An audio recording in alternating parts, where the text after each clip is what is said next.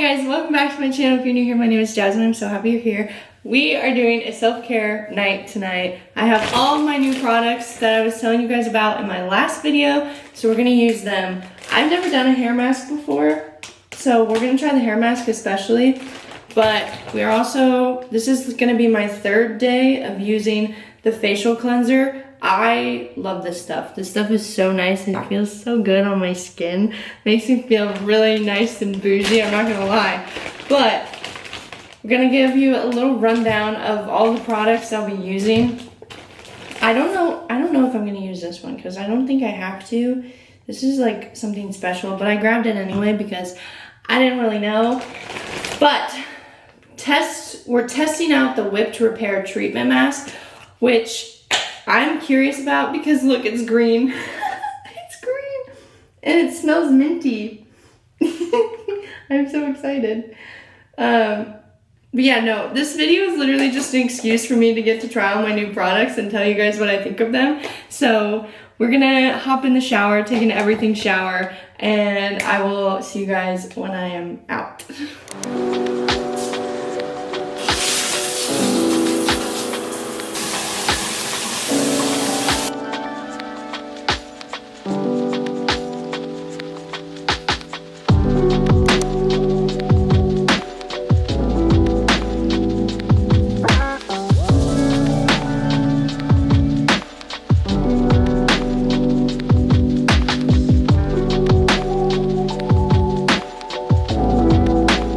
Okay, I'm out of the shower. I just put this in my hair, the air dry cream. I tried to crunch. Guys, I really did. I tried to crunch because I know I have wavy hair, but my wavy hair has not been waving. I don't know what the deal is, but I still have hope because like there's some waves, right? We see a little bit. I don't know. We'll see. We'll see if it turns out. Next on our agenda, ever since I've gotten this thing, it's been in almost every single video, without fail. It is the mask. My scary mask. I look like a scary person. But it works. I don't even think it's placebo anymore. I genuinely think that this works. So we're doing it again. We're gonna do 5 minutes of my blue light, because again, I have a couple little itty bitty little breakout scarring, so I want to rectify that. So we're gonna do the blue light. Okay, I'm gonna put the thingy on. There you go. I'll see you in 5 minutes. All right.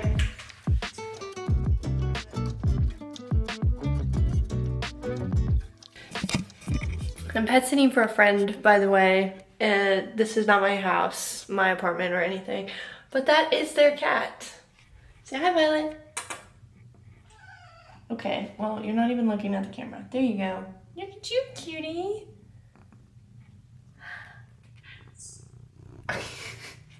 Okay, let me walk you through my new skincare routine, guys. Hi, hello. Cat's not included, just saying.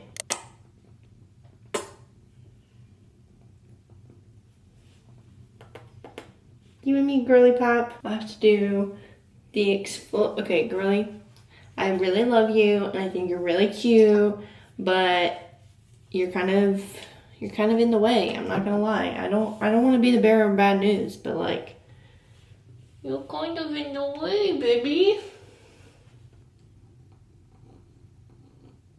Should you just give my nose a kiss though? Okay, next step is the plant powder foliant. This stuff is like a charcoal exfoliant, and honestly, it feels pretty good, not gonna lie. You have to dampen your skin first, and then put like a dime size amount. Are you kidding me, kitty cat? Come on, come on, come on. This is not your show, this is my show. My show. Get down. Thanks. All right. Someone is trying to steal the spotlight. Okay, you're gonna look like this. Great. feel like I should have something interesting to talk about while I'm doing my skincare. Because, like, what else have I really... Really, cat? Again? This cat is obsessed with me, I swear. Obsessed. Which I get, because my energy, fantastic. Really been working on my authenticity here. My magnetism. And to have the audacity. Cat, you have so much audacity for even being up here. Come on. I gotta rinse my face. You're killing me, Smalls. You're killing me here. Okay, next step is the Bio Booster Oil Drops. I think in the first time that I tried this, I used too much. So I don't really know what the right amount is because there's no directions on the bottle. So kind of just feel it out, I guess. I still think I put too much. Oh well. Everything smells so like light and clean. It's so nice. I don't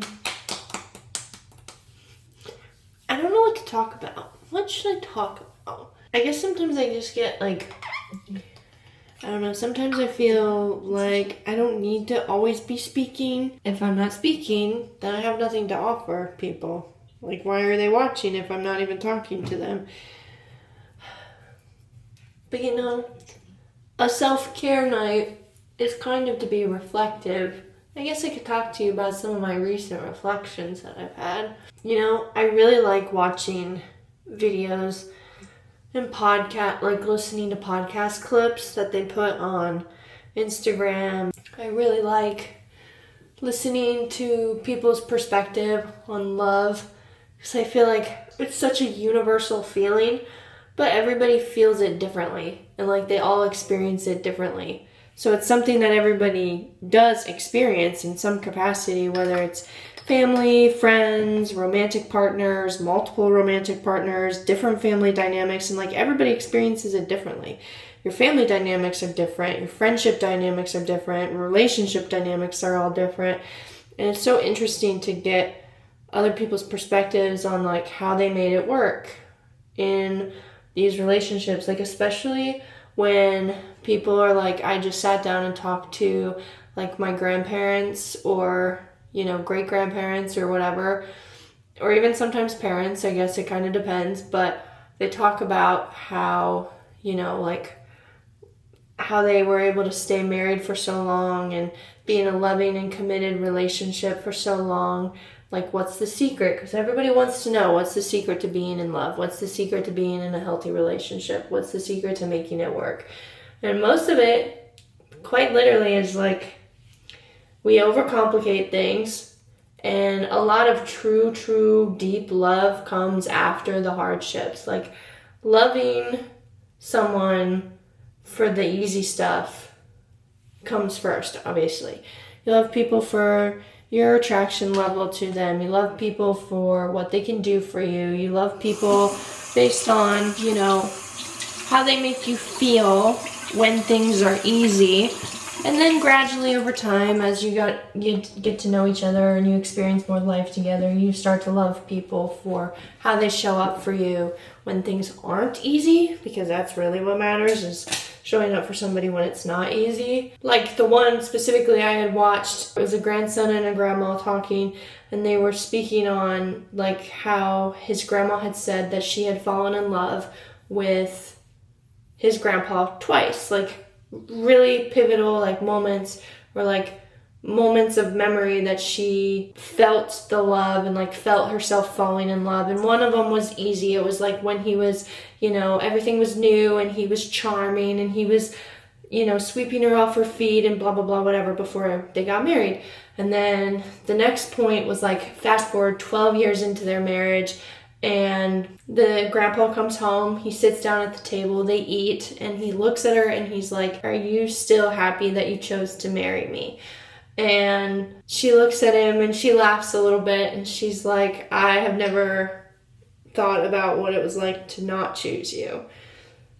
And like choosing you is something that I do every day, and I'll never stop choosing you." And that just boils down to the whole love is a choice, which is something that's been on my mind a lot recently. I've been reflecting on what that means. And again, that looks different for everybody too. Love is a choice looks different for everybody. What does that look like? What does that mean for you? What is your choice? And is it a choice that you're gonna live with for the rest of your life? Is it a temporary choice? Is it a long-term choice? I feel like Instagram knows so much. It just like sends me a bunch of stuff about love and romantic relationships and everything. But anyway, that's my self-care routine, y'all. I would brush my teeth on camera, but I'm a little snacky, so I'm gonna go eat a little snack. But you know the drill, guys. I tongue scrape every night, and then recent addition is the bamboo toothbrush and the non-toxic toothpaste. At least I think it's non-toxic. I don't really know. I used the Yuka app for this, and it was rated like a 98 out of 100 or something. But I got this from Whole Foods. So this is my duo after I'm done with my snack. But I'm gonna wrap it up here. I really just wanted to show you guys my hair care and my skincare and chat a little bit about, I guess, my thoughts on love. Everybody's on their own timeline too, which also can be overwhelming at times because you see all these people your age getting married or getting engaged, and then it's almost impossible to not think either, damn, I want that, or when's it my turn, or yeesh, that's too soon. Like, everybody has their own opinion and everybody has their own timeline, and